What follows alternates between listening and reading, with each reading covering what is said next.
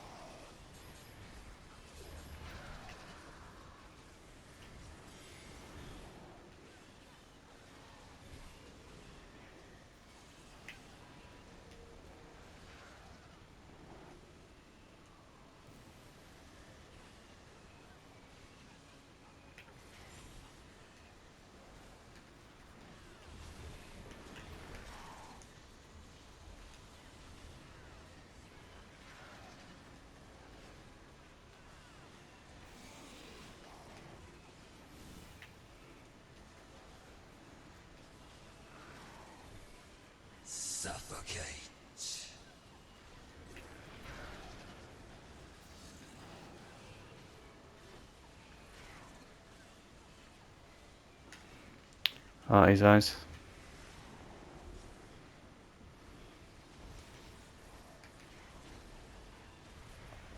10% eyes.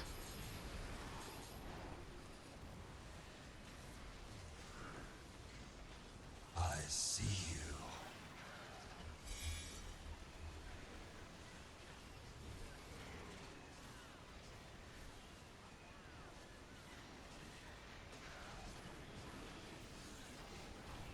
you. Uh, 4%.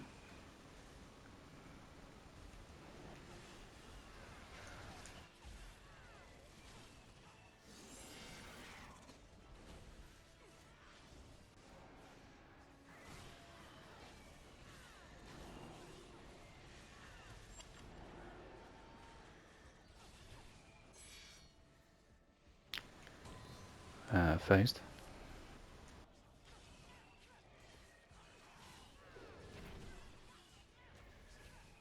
Decay.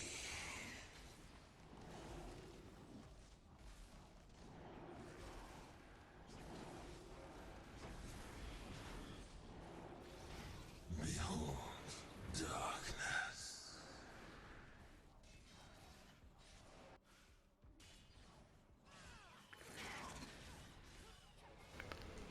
Kind of making hard work for me there, Obi. Appreciate you though.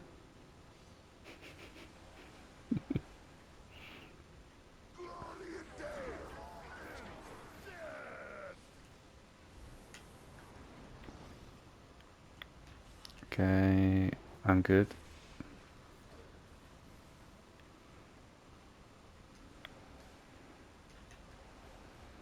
Let's go. Jump. Jump. Jump. Jump. Big jump. Big jump. Big jump. Jump up the side. And to the left. Then big jump. Up the side. Big jump. Fucking right off the bridge. Quick, quick, quick.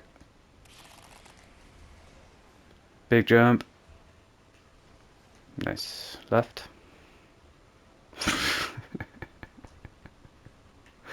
To the right. Everything you own in the box to the right. No. Up, down, up, down, up, down, up, down, up, down. CC, AA, BBB. We're here. Suffocate. You guys good? Can we deposit? Nope. Fuck.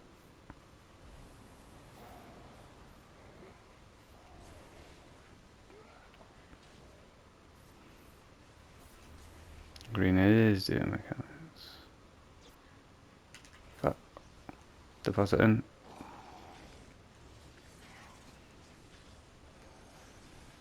A touch of poison. I'm going through the portal.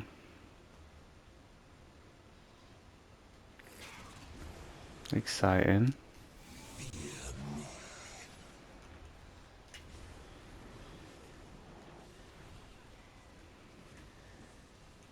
Fuck.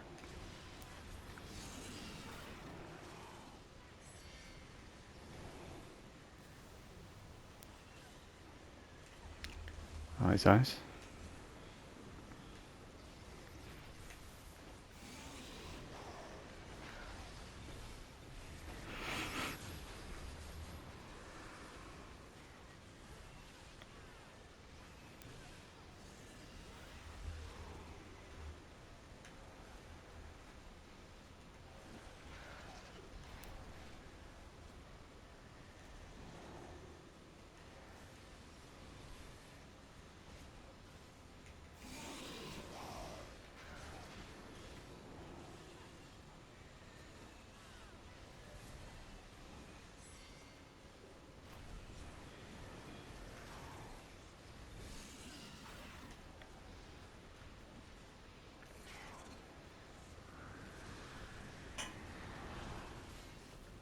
Bullshit.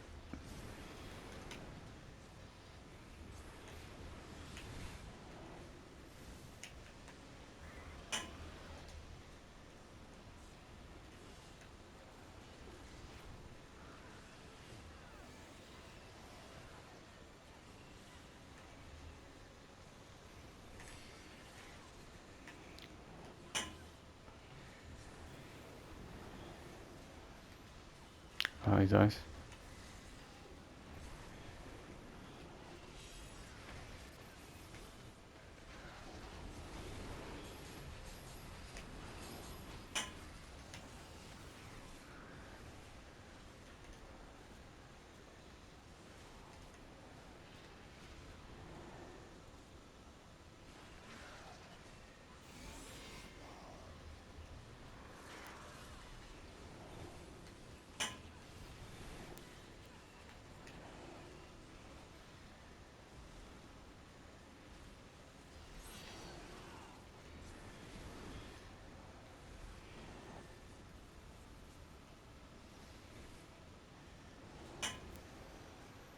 The sky folds.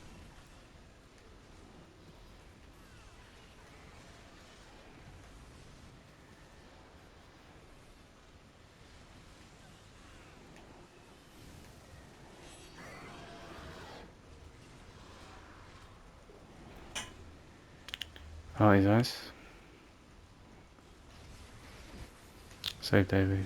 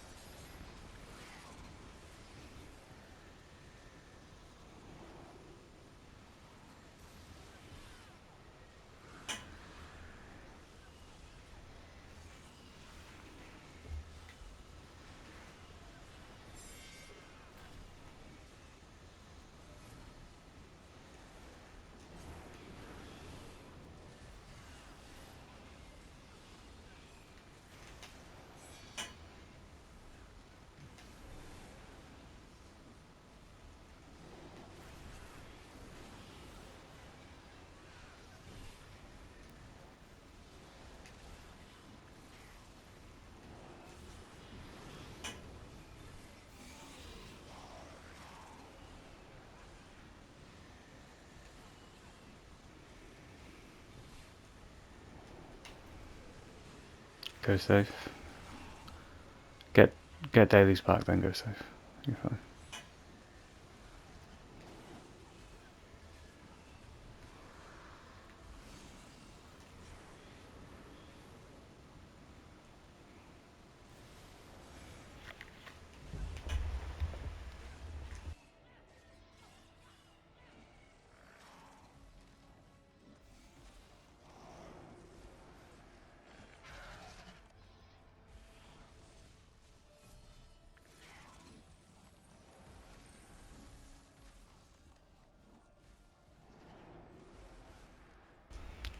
You know, the actual Warlock shield at will hurts when that will's hurt.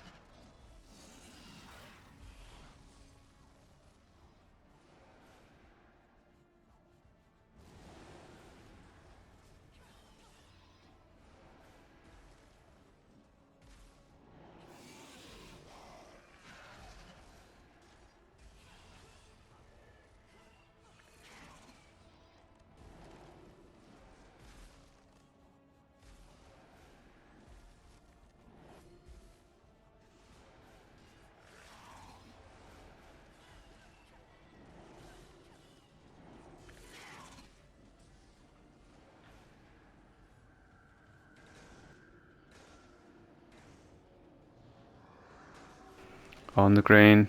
On the green. That's right. On the green.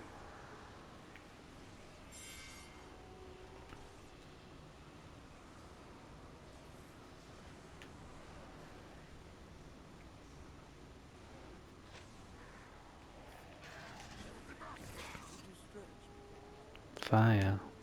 Bop bop.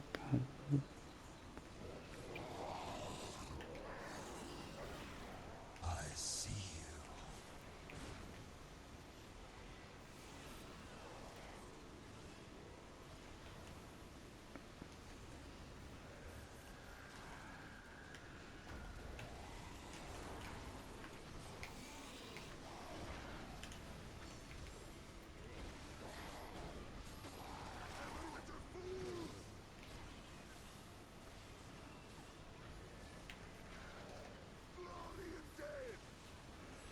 Due south.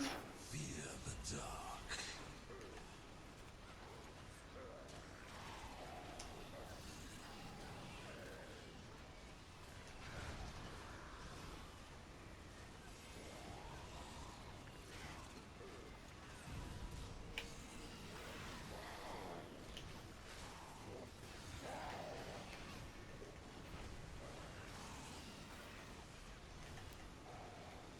Behold, dark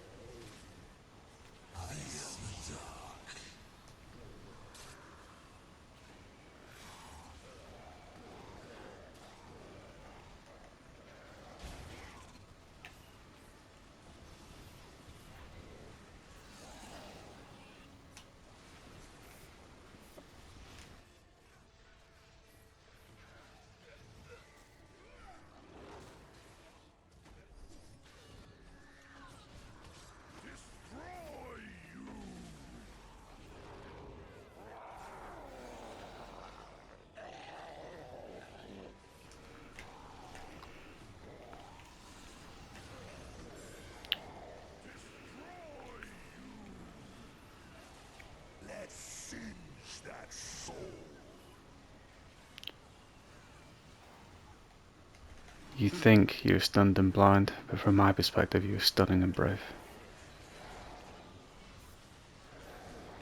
It was beautiful.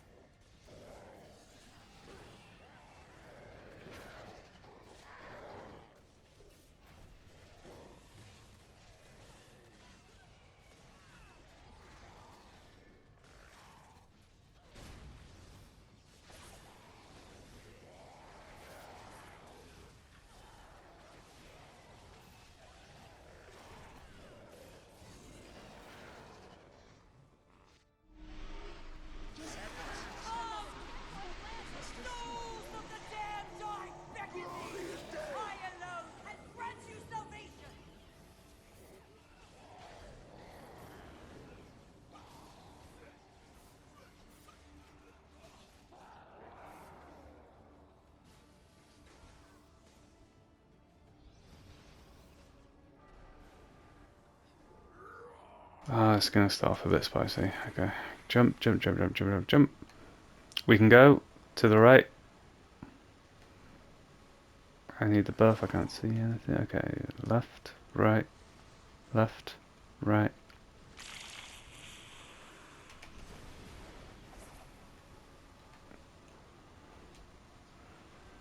To the left.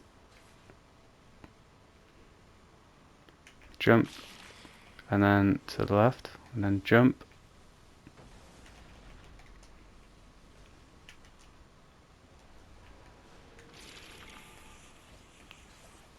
Left, right. Stay here. Then right. Follow me. Here, here, here. Big jump.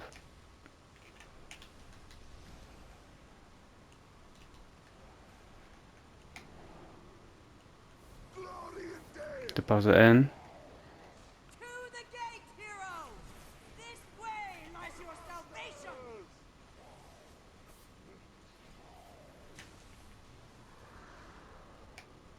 Okay, we're going right. Left up the stairs. Oh, need the buff. Jump, jump, jump, jump, jump. Jump down. Then we're going left.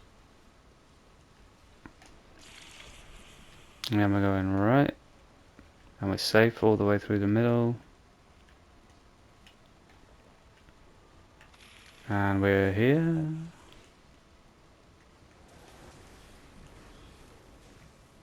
Good job, guys.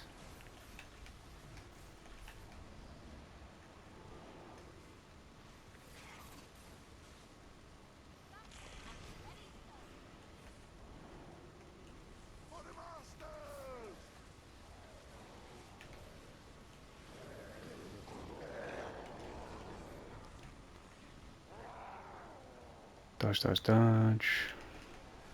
Give our rogue a shield.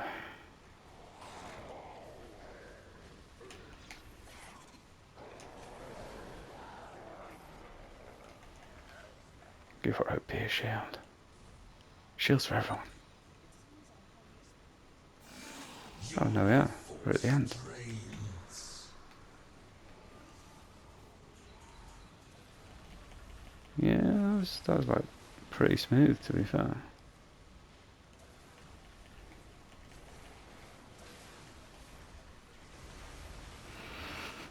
Regress.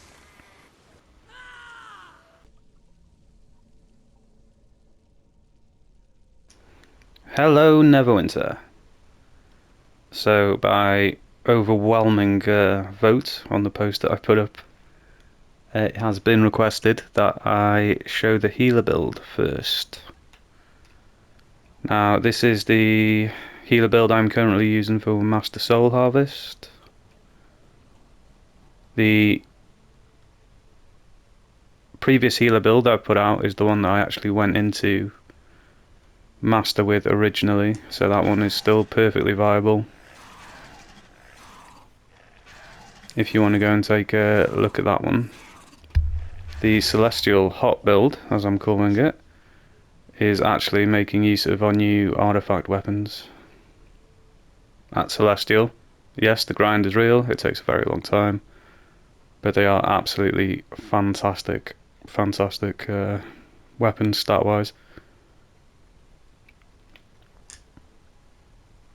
And they're pretty good at each level of rarity as well. Obviously best at Celestial. So for our buffs, we are using Squash Soup, Flask of Potency, Zurich, and the Wildstorm Elixir. Our ratings are pretty nicely green when we're not in a group. When we are in a group, all the various auras push us over the edge in many different ways, but the fact is we just got too many stats. And we're also using the Forges box, which you can get from Avernus, Valentas. And I'm also using the Mythic Wondrous Gold Dragon. Now, this is just personal preference really, there's probably other things you can run. I know some people are running like the Lantern. I haven't actually equipped this yet because I don't know if I want to. It can be quite useful in the Soul Collector Trial. But you know, there's a limited number of things that are actually useful.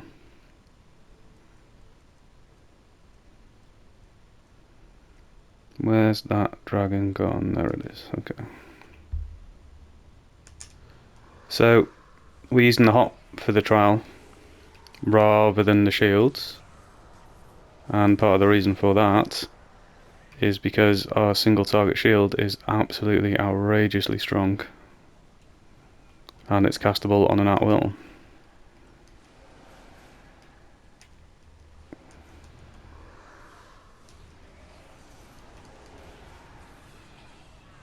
Bear in mind that this is missing all of the power from the Raptor. So as you can imagine, we can basically full shield on an at-will.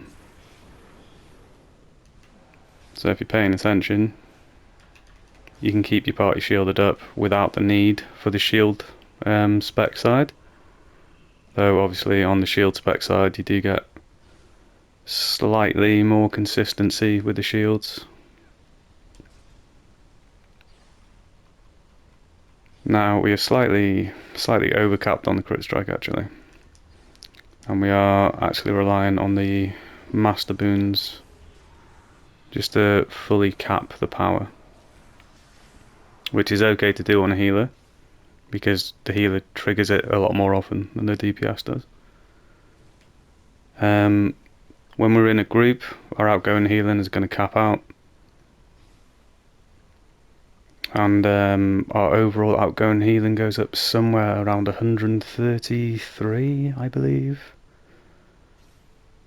Or 134 in fact. So we get the...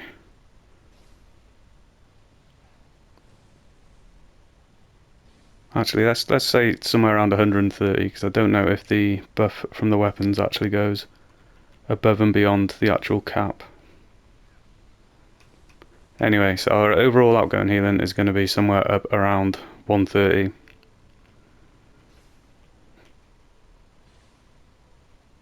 Capped crit sev, capped crit strike, capped outgoing healing, capped power.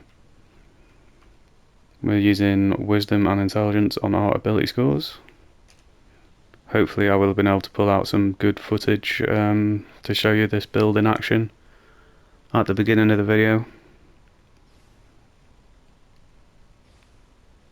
So we're using the Celestial Helmet. This one comes from MSOD, as with the previous build.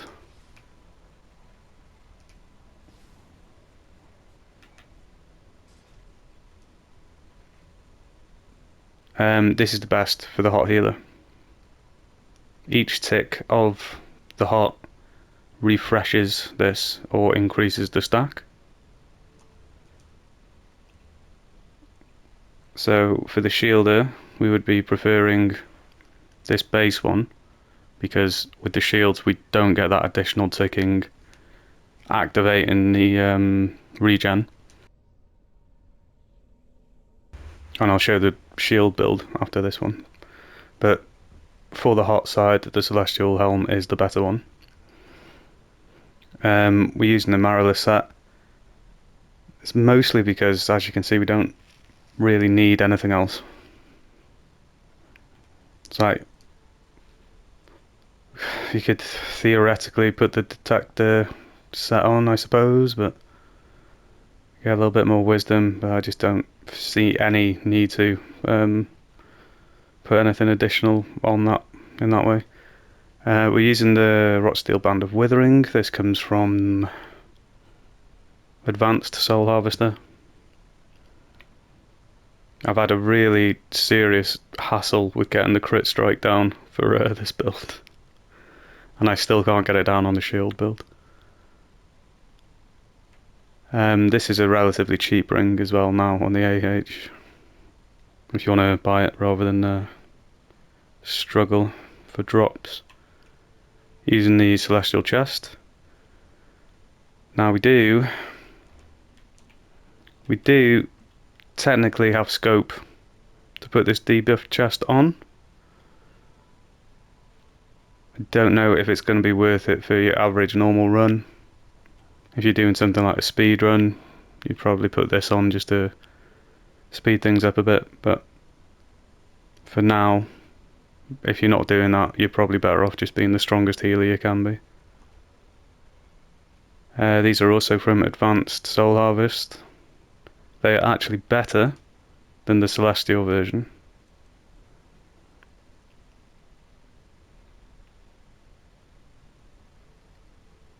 You see, we do not need any more crit strike.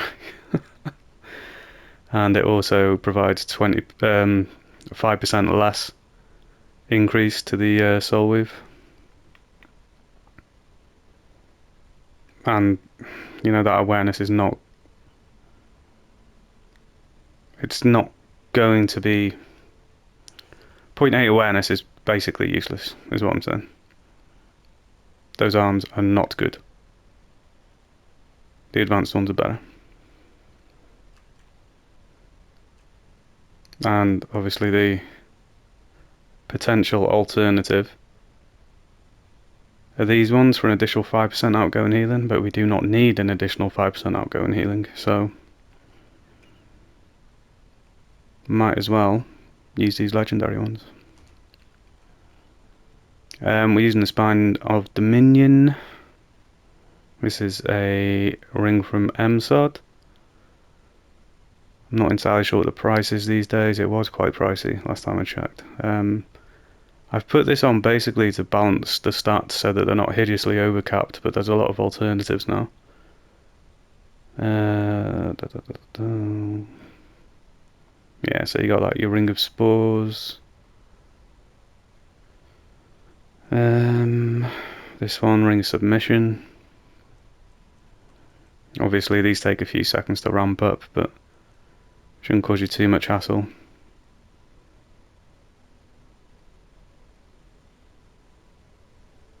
And then again, the issue will be too much crit strike. So much crit strike rating at the minute, it's crazy. I don't think this ring's going to be particularly good. You know, it's only up for 10 seconds. 5 second. I don't actually know if that cooldown kicks in after the 10 seconds or it kicks in when this first starts. Either way, not worth it. Not worth it at all. Marilith set, yes. The celestial weapons, okay. So, there is a specification on the... Basically, these artifacts are similar to the old artifacts in that you can put modifications onto them.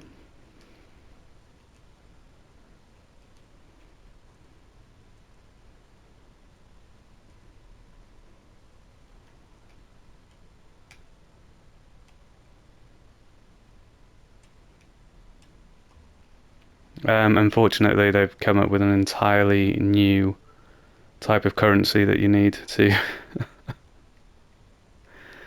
Because of course they have, because, you know, why not? Entirely new set of currency that you need to modify them with. And they're also a bit of a pain because you need to go to the Dragon Forge in order to modify them. Whereas the older ones, you could just click on Manage Reinforcements. So these new weapons have the same set of enhancements. And this particular one on our Celestial weapons is set to the Infernal Barrier to give us an extra 10%.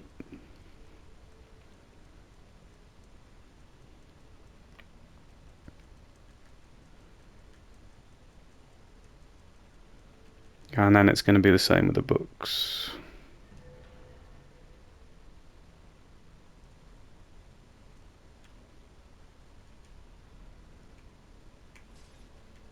So what we've got here is Infernal Barrier.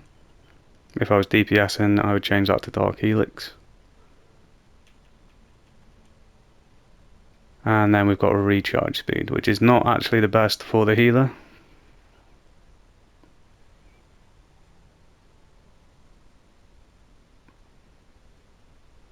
But it is pretty good for the DPS. If I wanted to burn a load of crystallized weave, I'd probably keep going until I got the AP recharge speed. But to be honest, with my DPS rotation, I've not been missing the AP all that much. And obviously wearing the Wondrous Dragon also helps on the healer side. So I've gone for the power for the stats. Again, I've basically got this weapon set up to help the DPS side, but it's not fully optimized for a healer side, but it's, you know, it's okay. And then obviously this has the unleashed effect as well, which gives us an additional 5% outgoing healing. And the crit serve and power are just like a flat bonus, which is amazing. This weapon set is giving a obscene amount of stats, and the Warlock has the particularly good stat combination of crit serve and power, which is useful for both the healer and the DPS. So I strongly recommend farming these. They're still pretty useful even if you can't get them all the way up to Celestial. But like I say, the first build I went into MSH with was that MSOD build. So that one is also perfectly viable.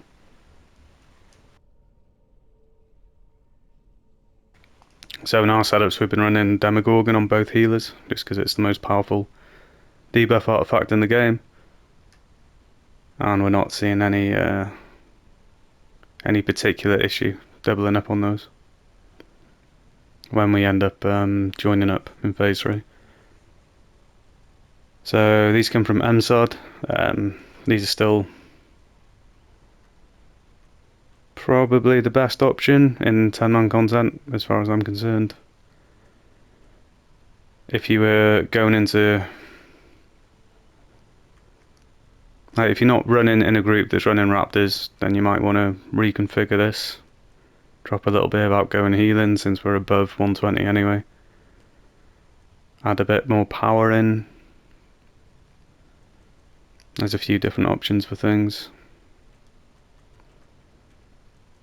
Obviously it'd have to be percentage because our rating's pretty much capped out on everything.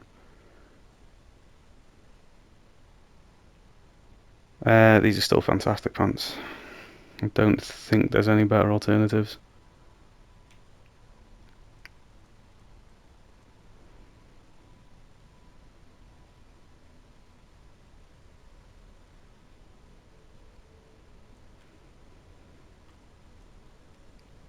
I suppose those could be useful, but then you'd have to intentionally lower your stamina.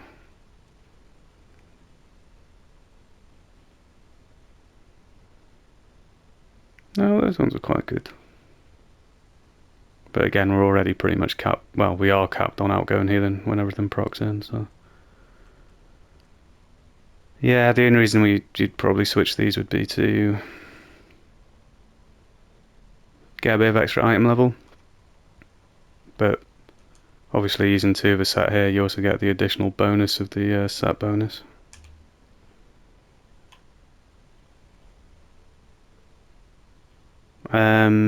Yeah, so apart from the Marolith, these are just there to have additional stats. Obviously we don't actually need accuracy or combat advantage. The Forte is quite useful, as is the power. I know some people have been looking at running more defensive things, like for the stamina regen. It's not a particular issue I've had. I've not been suffering any stamina deprivation. And these boots are from Master Dread Sanctum, I believe. But there are also like quite a few different versions of these. So these are the ultraviolet elven boots. They're from Wild Space, and then there's a variant from the Moon Dancer trial, which just gives you a flat 25% regen, which I also very much approve of.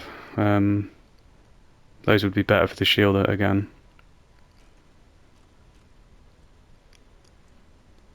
Enhancements. So this is just whatever we need for our stats. As always, for MSH in particular, I'm going for a Demon Ward and a Theon Ward. So my reasoning here is that the bosses themselves are demons. So this can help give 10% damage reduction. Now I'm pretty sure, I don't know this for sure, but I'm pretty sure that Zaztaim counts as a Theon. So I don't know if this affects him, but maybe it does, maybe it doesn't. But the mobs, I'm pretty sure, are Theons, so this will definitely help with them. Especially in Phase 3. So I have got the new artifact, the new, wherever it is.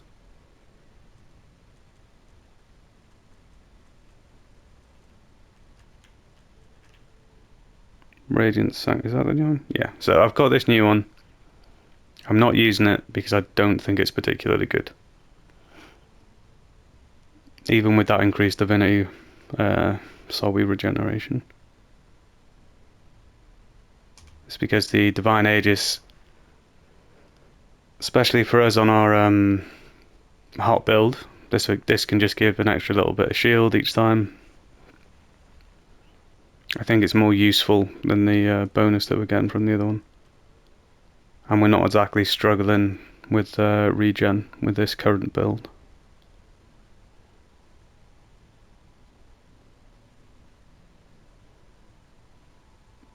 Yeah, you see that only affects a single ally.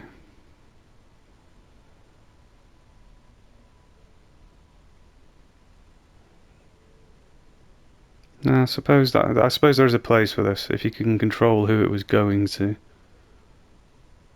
That additional outgoing damage reduction could be useful. But anyway, we're still using the Celestial Divine Aegis. Celestial movement speed, because, you know, movement speed is just crazy powerful, and we don't really need the other two.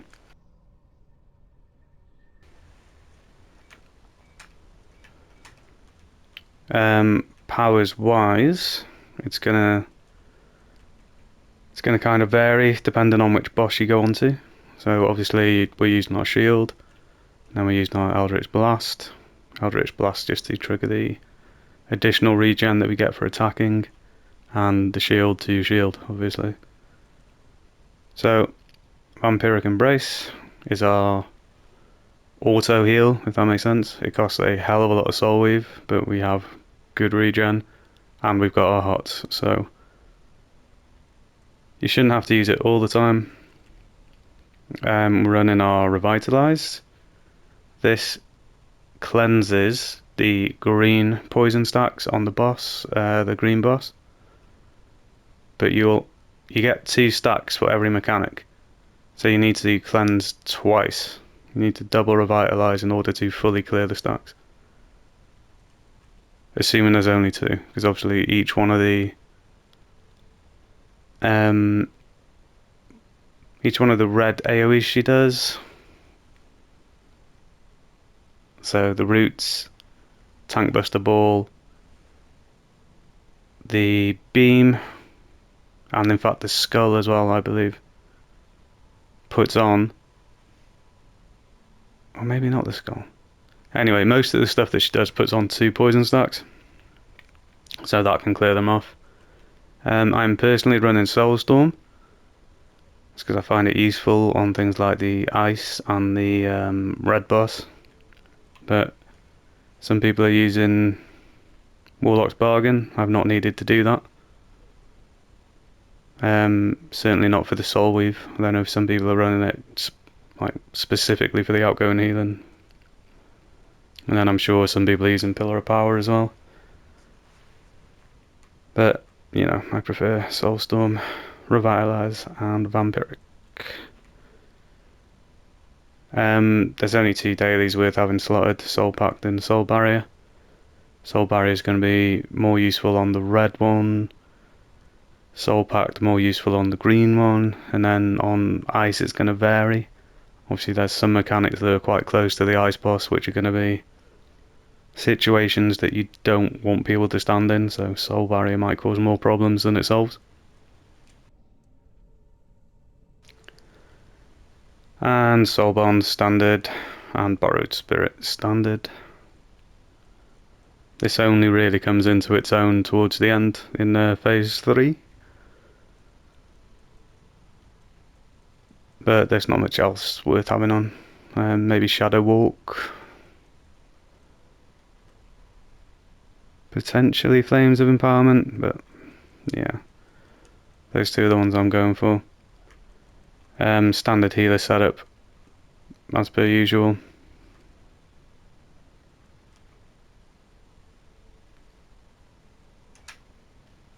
Wow, 6 boon points. What have I been doing?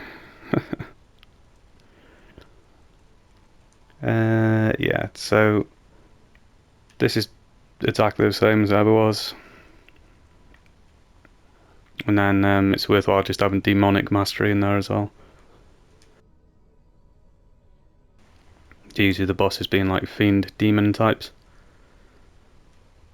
Obviously just whatever helps you cap stuff here. Defense or awareness here is probably best. And then Revive Sickness, because there's still a lot of real just messed up mechanics going on in the dungeon. Now, for the most part, generally, we're actually running the Black Death Scorpion on the healers. I'm not going to summon it, because if you remember from one of my previous videos, the Black Death Scorpion in the training room just repeatedly dies, and it's incredibly annoying. I'm still using the Molten companion gear here. It's because the new stuff is, for healers, it's just not very good. So the Thayan stuff is not really any good stuff for the healers. Unless you really want to boost your accuracy or your combat advantage. Certainly don't need any more crit strike. Running vulnerability. You're probably going to be running vulnerability or dull sensors on a healer, depending on who's running it, how's it set up.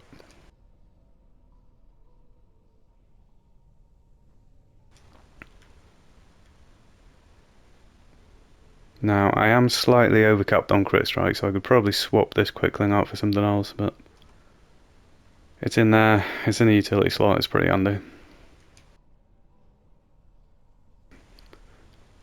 I think the only one here that's maybe slightly pricey will be the golden bullet pup.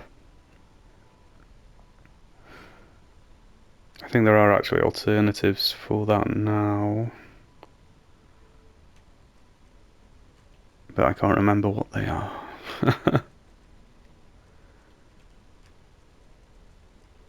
I'm sure there was a new one somewhere that was giving out going healing though.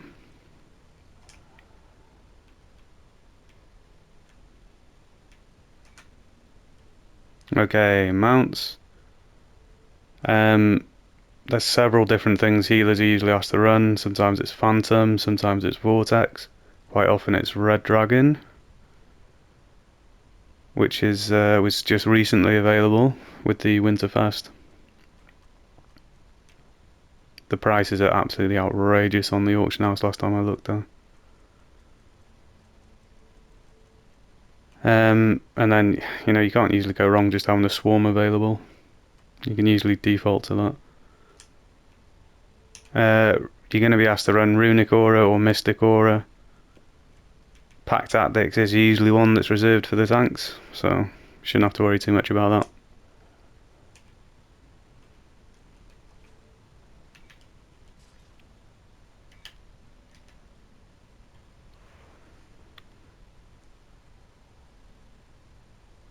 So I was a bit... It took me some thinking this, how I wanted to set these up.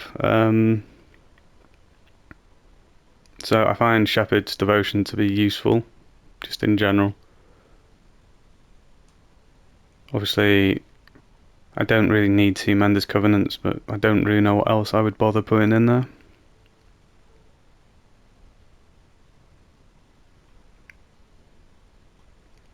Yeah, but basically the only particularly...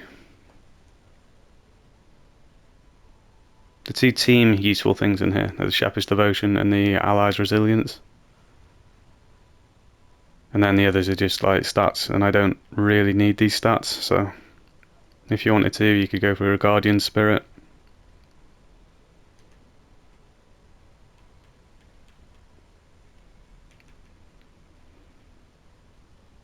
Or maybe something like Lionheart's Perseverance. Yeah, nothing too wild though. Okay, so that is the hot build. And then I'll just give you a quick look at the shield build.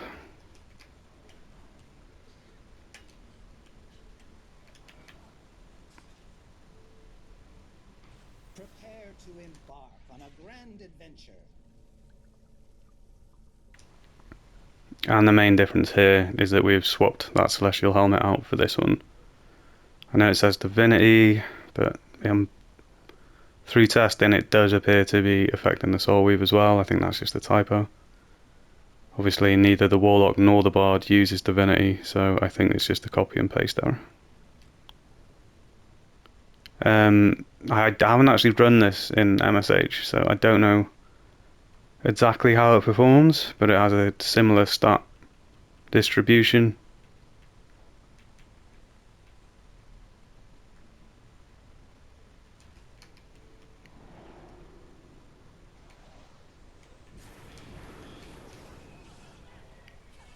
But obviously we get the additional benefit of our shields,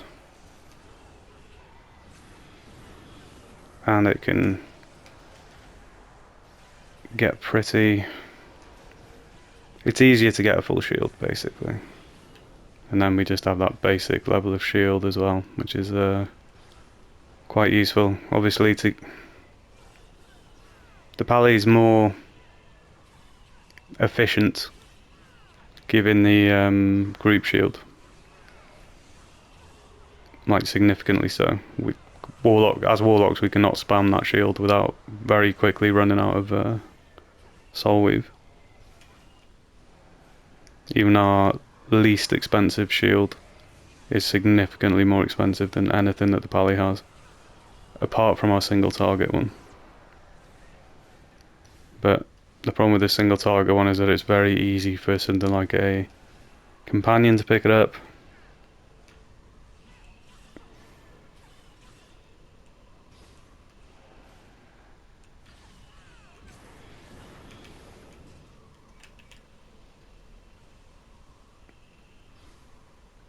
Yeah. If you want me to do like an in-depth shield one, I will do, but I mean basically it's just one feat being swapped. That helmet being put on. And everything else pretty much exactly the same. Okay, that's it. That is the updated healer build for Master Soul Harvest. If you have any questions, please put them down in the comments below. Thank you for watching. Please, if you liked the video, click on the like button, and if you haven't already subscribed, please also do that. Thank you very much for watching. I will see you in the next one.